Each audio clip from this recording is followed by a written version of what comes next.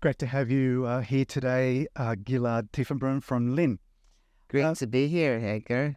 Good to see you. Now, I want to start off by asking you, how did the partnership between Linn and Love From's Jony Ive on the design of the 50th anniversary LP12-50, how did that come about? How did the partnership come about? And how much consultation between Ive and Linn was there back and forth in terms of the LP12's design in light of the iconic aesthetic from all those years ago? I was sitting at home at the start of January 22 and I got a LinkedIn request and it said for Jony, it said it was on behalf of Jony Ive. And so I immediately put it in the trash because I get quite a bit of spam on LinkedIn. Okay. And it was only after a few hours when I was taking some other meetings, some other Zoom calls and Teams calls, that I had this nagging feeling in my stomach. And I was like, what is this? What's wrong? And I thought, what if that LinkedIn request actually was Jony Ive? Fate. So then I had to Google how to fish it out of the trash. I've never fished anything out of the trash on LinkedIn before or since. Right. That was a new experience. Okay. And it actually was Jony Ive's PA. And they then set up a FaceTime meeting.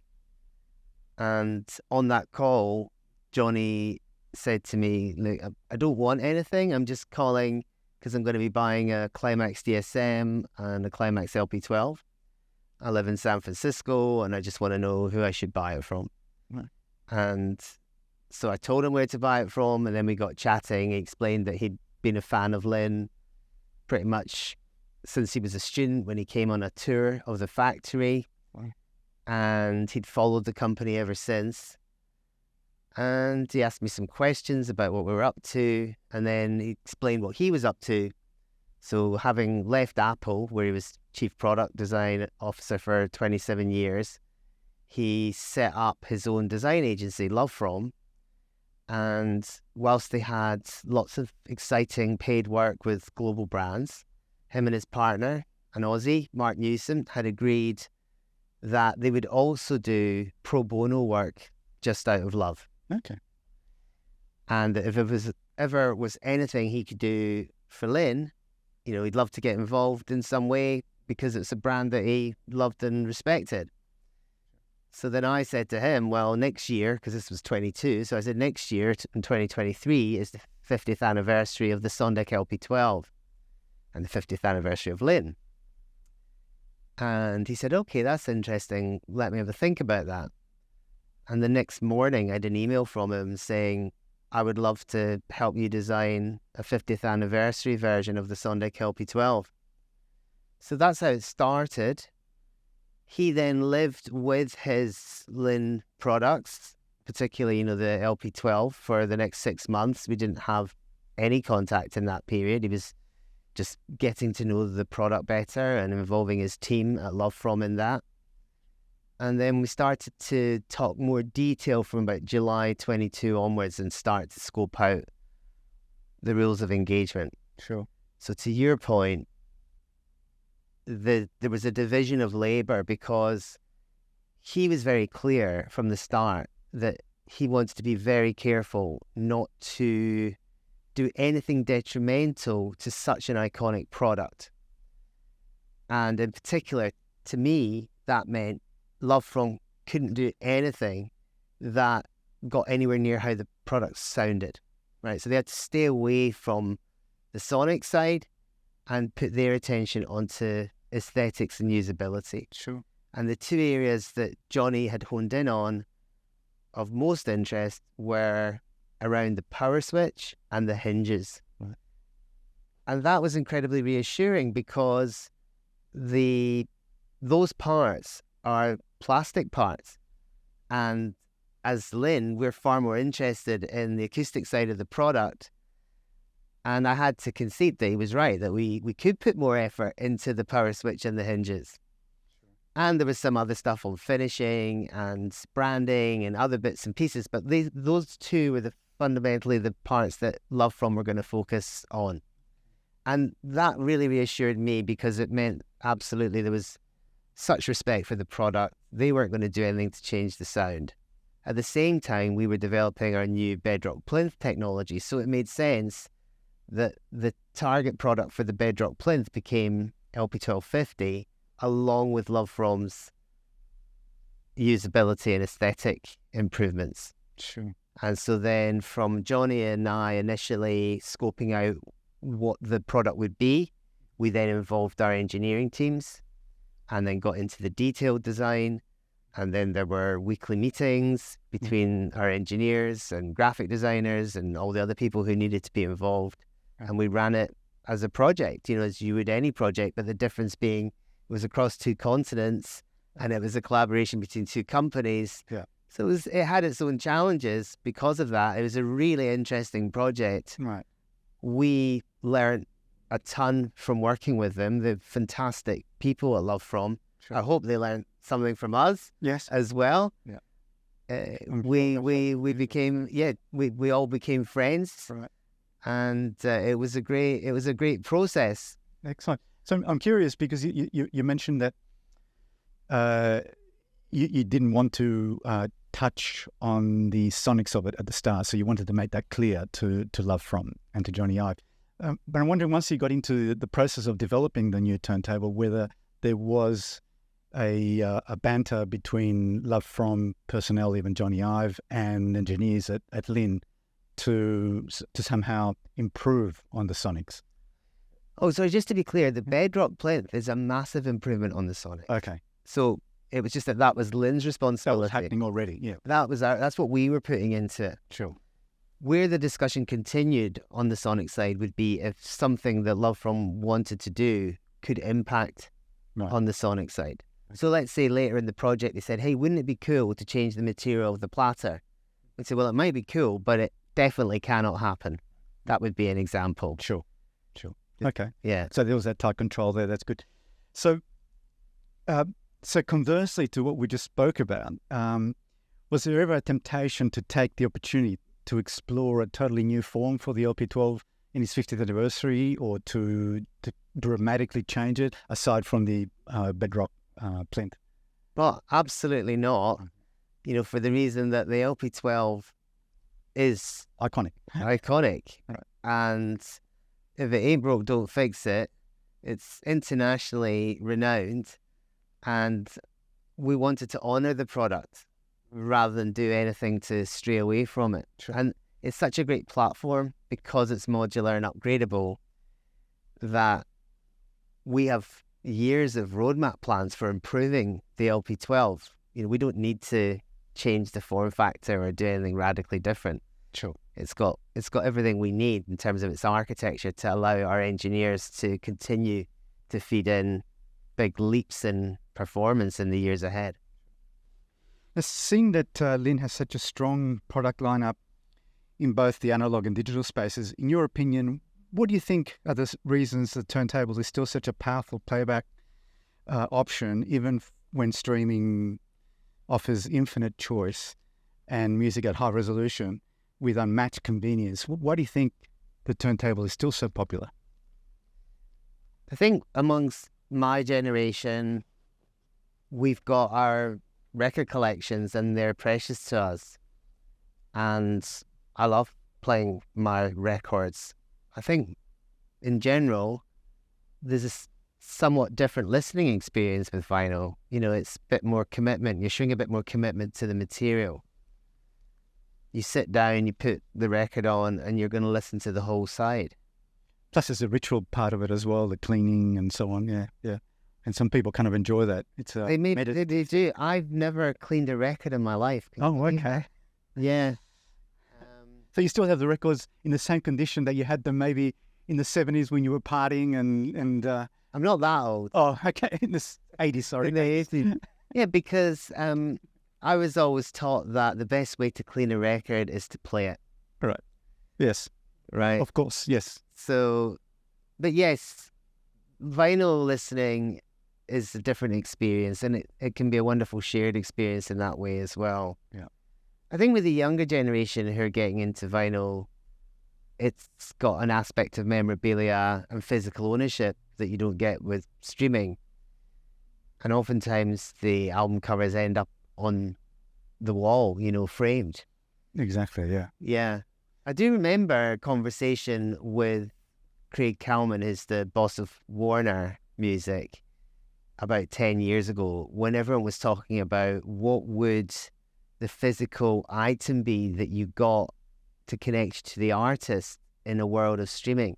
And he said to me, I know what it's going to be. Vinyl. Yeah.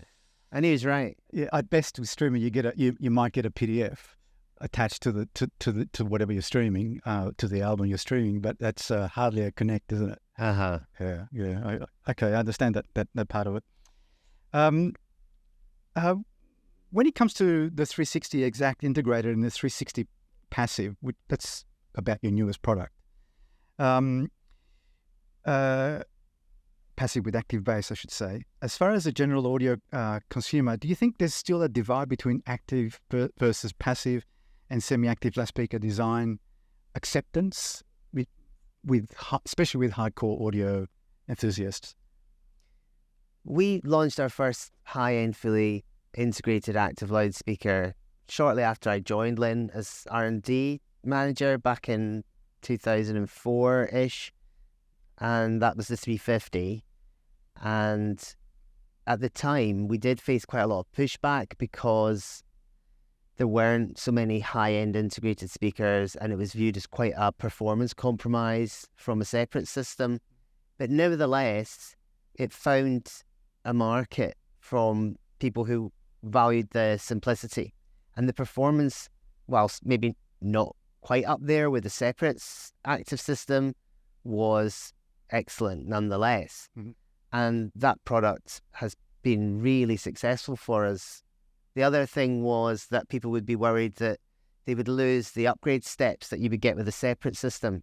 But we had actually designed the 350 in an upgradable way inside the module that goes on the back, and in other ways. And over the almost 20 years of the 350, we upgraded so many parts of it. We upgraded drivers, we upgraded the DACs that were in it, the amplifiers, the stands, so people could see that we had retained Linn's modular upgradable ethos even in an integrated speaker.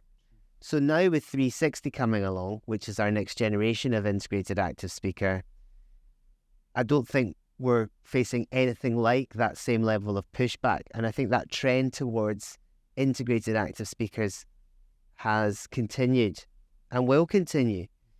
At the same time, we make the passive with active bass version for people who have a beloved hi-fi system with great separate amplifiers. They could be passive or externally active, or you can be passive and develop that into an externally bi-amp or tri-amp and then active external system. And it's a bit like the vinyl question. You play vinyl because you own vinyl, and I think if you've got a separate system, maybe you want to keep having a separate system. And so we're committed to offering great options in both cases to those who want to retain that separate architecture in their hi-fi system and give them those upgrade steps externally with external amps to the speakers, and also continue to offer even higher performance integrated active speakers as well. Sure. So I'm curious, and I know it's early days for the 360, but what would be the ratio of uptake between the two versions of the speaker? I would have to guess, but I would predict it would be something like 3-to-1. 3-to-1 integrated to like integrated exact. Yes. To passive. Okay. So yeah, 3 times as many will be integrated active, I would say. Interesting. Okay. Yeah. Okay.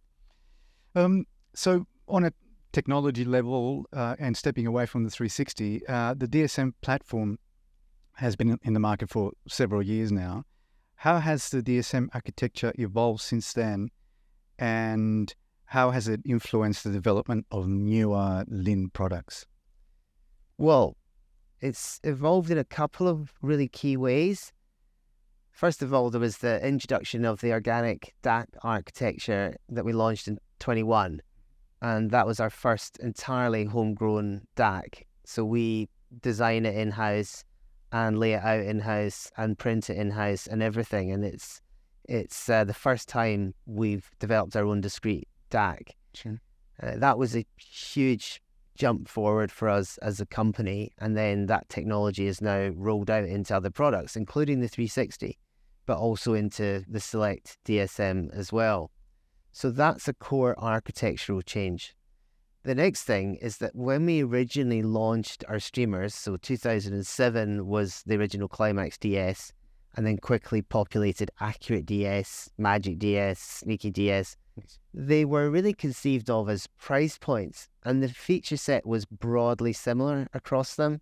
Okay.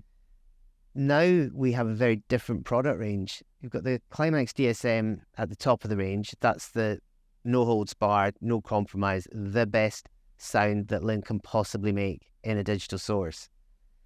The Select DSM is very different to that. It's a modular, upgradable streamer that has slots in the back, and it's more akin to, say, a digital version of the LP12 Turntable. Right. So it's geared more towards that enthusiast customer who likes the flexibility, who likes the idea of there being different performance options that they could choose now or later, and likes the idea of benefiting from new innovations from Linn that they could just slot in more bite-sized upgrades. And that ties in with budget as well. And it ties in with budget, exactly. And then the Magic DSM has become that entry-level product for Linn, all-in-one, with amps inside, no configurability fundamentally. It's a straightforward all-in-one streamer amplifier, and has all the connections in the back of every conceivable type that you can connect it through, your TV and whatever else, your gaming system and so forth. Yes. So now we think of the different DSMs that we have of fulfilling quite different purposes and serving quite different customers at different points in their journey with Linn. There's a much broader kind of attitude towards the customer base, which is you're catering for everyone just about. And I think it makes it easier for customers to understand the differences between the product and where they fit in.